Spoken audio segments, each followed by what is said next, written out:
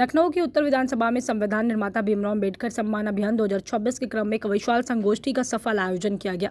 इस कार्यक्रम में मुख्य अतिथि के रूप में भारतीय जनता पार्टी के प्रदेश उपाध्यक्ष व विधायक पंकज सिंह उपस्थित रहे। कार्यक्रम की अध्यक्षता महानगर अध्यक्ष आनंद द्विवेदी ने की। संगोष्ठी को संबोधित करते हुए मुख्य अतिथि पंकज सिंह ने कहा कि बाबा साहब डॉक्टर भीमराव अम्बेडकर केवल एक वर्ग के नहीं बल्कि संपूर्ण राष्ट्र के पथ प्रदर्शक है। उन्होंने कहा, प्रधानमंत्री नरेंद्र मोदी और मुख्यमंत्री योगी आदित्यनाथ के नेतृत्व में सरकार बाबा साहब के अंत्योदय के सपने को साकार कर रही है।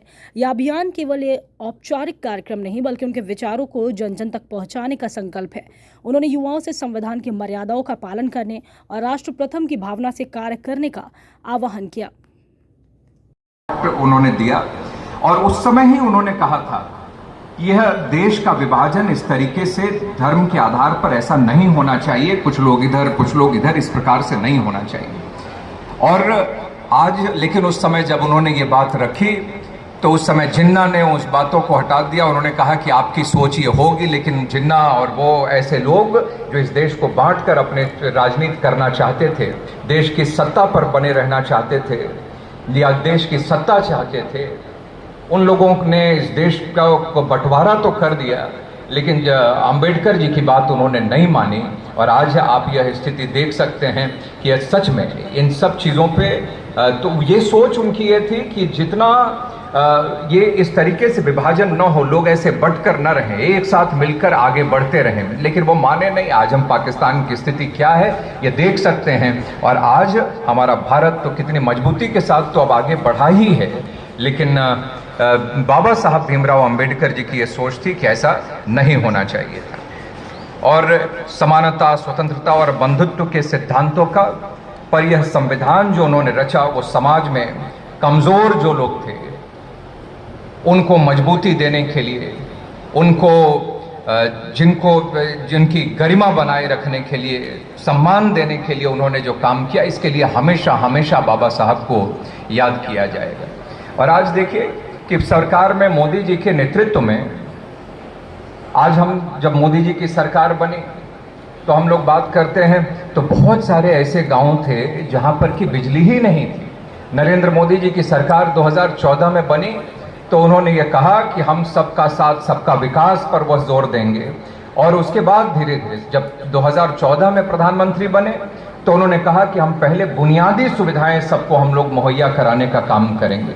और जब फिर 2019 में उनकी सरकार दोबारा बनी तो प्रधानमंत्री जी ने कहा कि हम अब सबका साथ सबका विकास और सबके विश्वास भी हम सब लोगों को करना चाहिए कि जो विचार उनके थे उस पर हमारा देश कितना आगे बढ़ा है और उसमें क्या करने की आवश्यकता है, ये हम सब लोगों को इस दिशा में भी आगे हम लोगों को बढ़ते रहना चाहिए।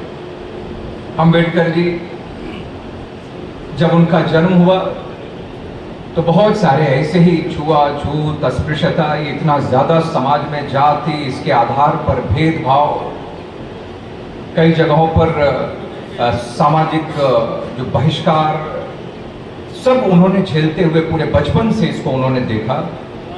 लेकिन उनके पिताजी ने उनको यह संस्कार दिया कि इन सब चीजों को अगर ठीक करना है, इन सब चीजों से अगर आगे बढ़ना है, इस देश को आगे बढ़ाना है, तो इसमें अगर कुछ कर सकते हो तो एक अच्छी शिक्षा के ग्रहण करके इन सब चीजों को ठीक कर सकते हो। और सच में जो लोग जानते होंगे, पढ़े होंगे बाबा साहब के बारे में, तो उन्होंने खुद ही कई अपने ऐसे इंटरव्यूज में उन्होंने कहा कि जब उनके सिर्फ ग्रेजुएशन और वो 10वीं 12वीं के मार्क्स अगर देखेंगे तो वो कोई बहुत वो नहीं थे, लेकिन उसके बावजूद उनका जो संकल्प था, उस संकल्प को लेकर जब वो आगे बढ़े तो आने वाले कुछ सालों में तो उन्होंने इस देश के, इस विश्व में एक जाने माने अर्थशास्त्री के रूप में भी उनकी पहचान हुई।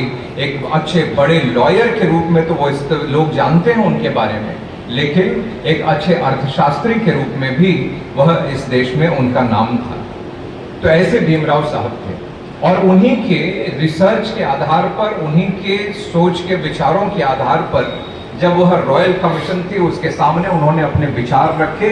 तो ये जो हमारा वित्त आयोग है, चाहे फिर आज हम लोग जो आरबीआई हम लोग देखते हैं, रिजर्व बैंक ऑफ इंडिया, तो ये सब स्थापित किया जाए। तो ये सब के पीछे अगर कोई विचार, कोई रिसर्च, कोई अगर थी, सोच थी, तो वह भी किसी और की नहीं बल्कि बाबा साहब भीमराव अंबेडकर जी का ही वो रिसर्च, वो सोच और उनकी दूरगामी वो इतने विचार वो रखते थे, वो बाबा साहब का ही था।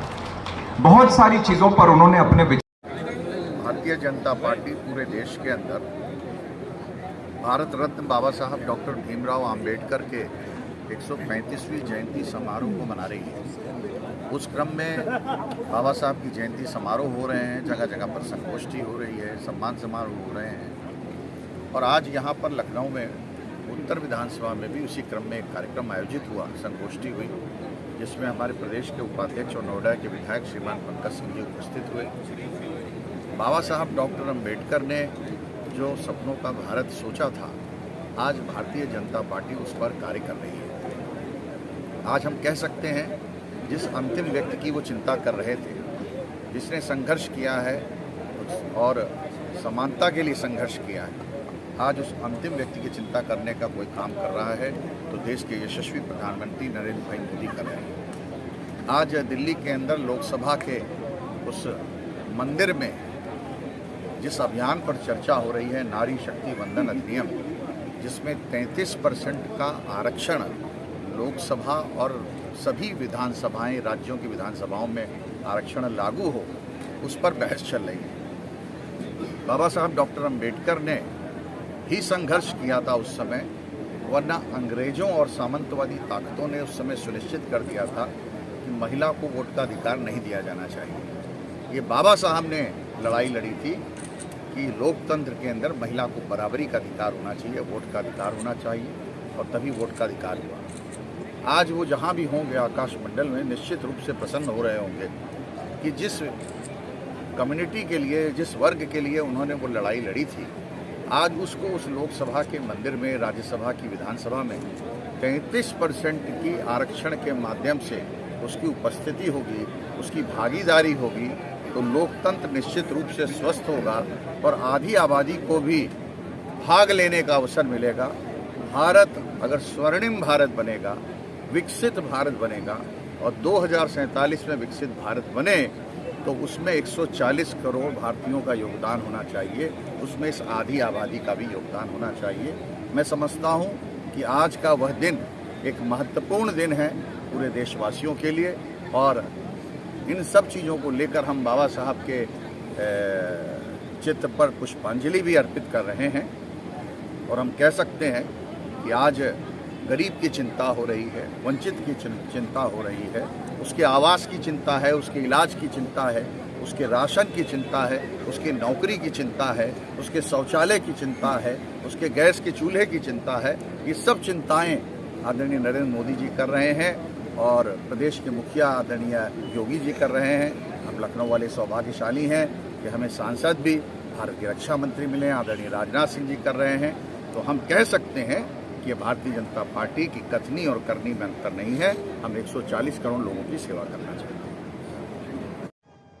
कमल किशोर के साथ आज मौजूद हूँ लोटस पोर्टिको जानकीपुरम।